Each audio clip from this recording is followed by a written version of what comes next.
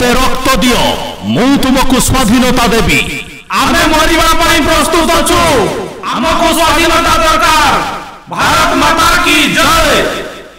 सेदिन थिला एप्रिल मास 1944 मसीहा नागा पहाड़र समतल इलाका आगको बढ़ी चली थांती फौज पार्टी रे नारा थाई भारत माता की जय। अदम्य साहस मन भितरे भरी देई थाई आत्मविश्वास निजर देश माँ और मातृभूमि को रक्षा करिबा पई एमाने आगेई चली थांती। अनेक वर्ष धरी गुलामीर शिकुली एमानंकर पाद को छंदी रखिथिला।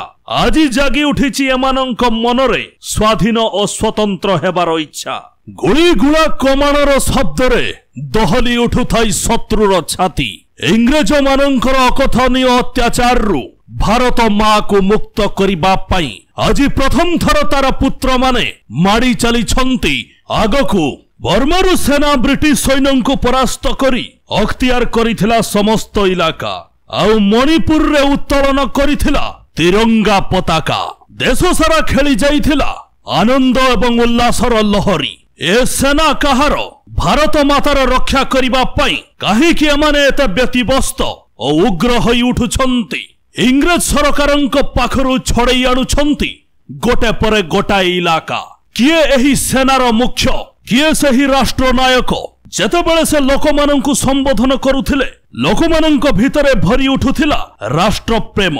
हिंदू मुसलमान सिख ईसाई समस्त धर्म को भूली जाई माँ और मातृभूमि पई निजको उत्सर्गीकृत करुथिले। लोके तांकर सर्वस्व देश पई समर्पण करुथिले। एही राष्ट्र नायक जनक हेउछंती बहुत genius intellectual visionary economist bureaucracy social civics diplomacy geopolitical partners alliances बुधादित्य नेताजी सुभाष चंद्र बोस। आउ से जेउ दलर नेतृत्व करुथिले सही दलर नाम थिला आजाद हिंद फौज। समुद्र जनसमुद्र लोकमानंक भितरे भरी जाउथिला आत्मविश्वास और मनरे जागी उठुथिला स्वाधीन हेबार इच्छा।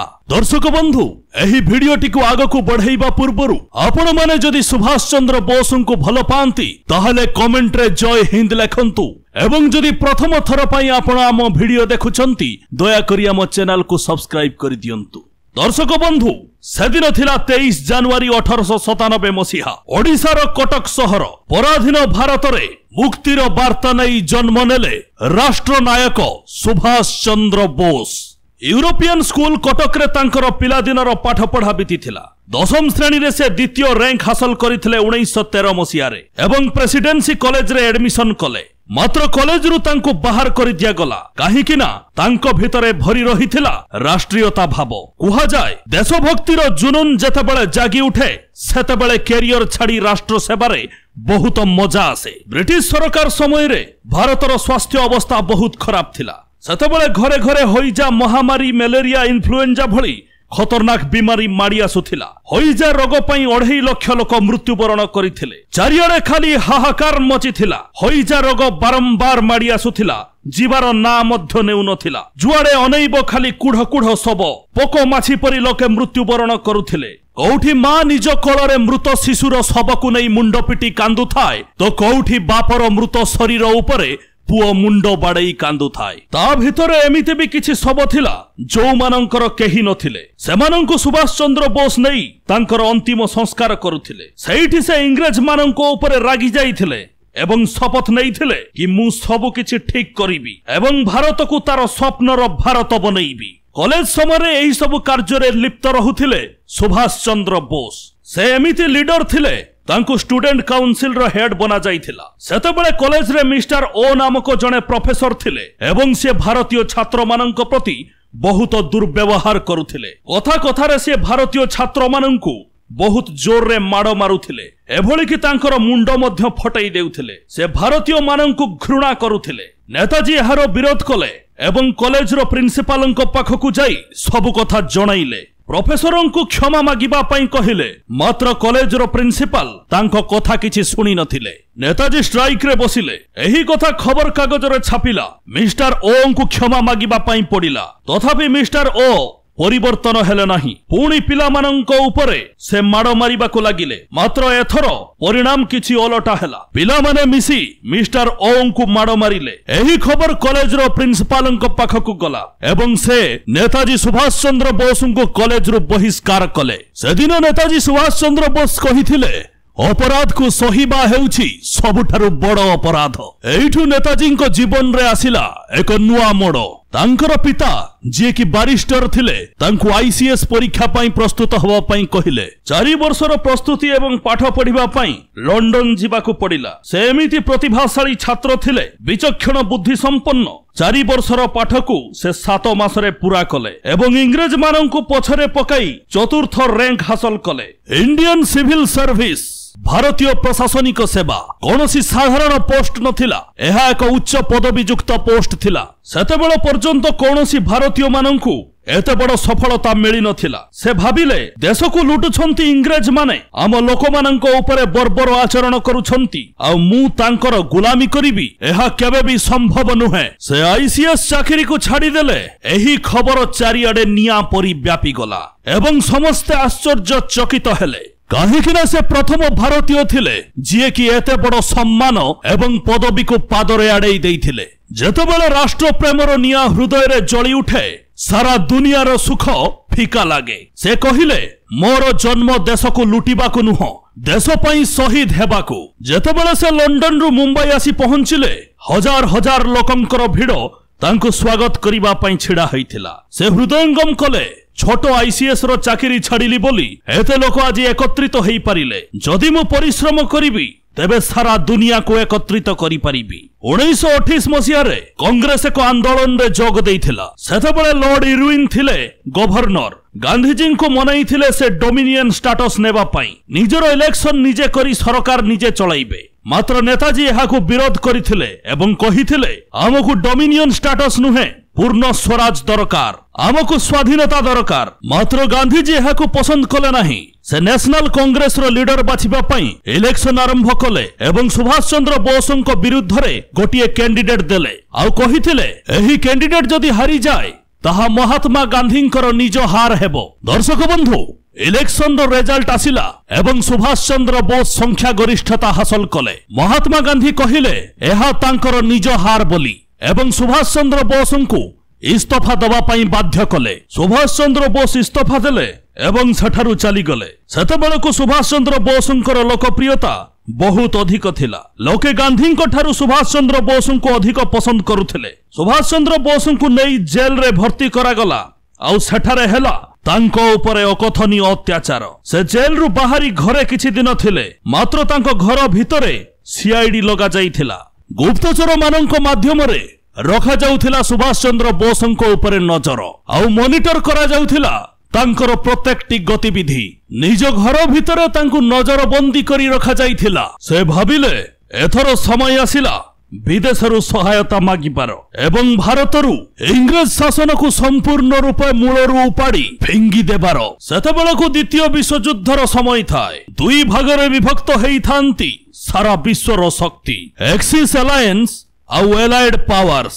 एक्सिस अलायंस रे थांती जर्मनी, इटाली और जापान। एलाइड पावर्स रे थांती इंग्लैंड, फ्रांस, पोलैंड, यूएसए आउ सोवियत यूनियन। से एक्सिस अलायंस मानंकर सहायता पाई भाबिले एवं जर्मनी जिबाकु स्थिर कले। शत्रुर शत्रु मित्र होई थाए। तेणु से रात्रिर अंधकार रे निज पुतुरा शिशिर कार रे लुचि छपी छद्म मेसरे कलिकता रु धानबाद, धानबाद रु काबुल आउ काबुल रु सीधा जर्मनी पहुंचिले। जर्मनी रे से हिटलर को देखा करिवा पई चाहुथिले। सेठारे हिटलर रो हमसकल मानंक भितरु ओरिजिनल हिटलर को चिन्हि पारिले। तांकर एही विचक्षण बुद्धि देखि हिटलर मध्य बहु मात्रा रे प्रभावित होइथिले।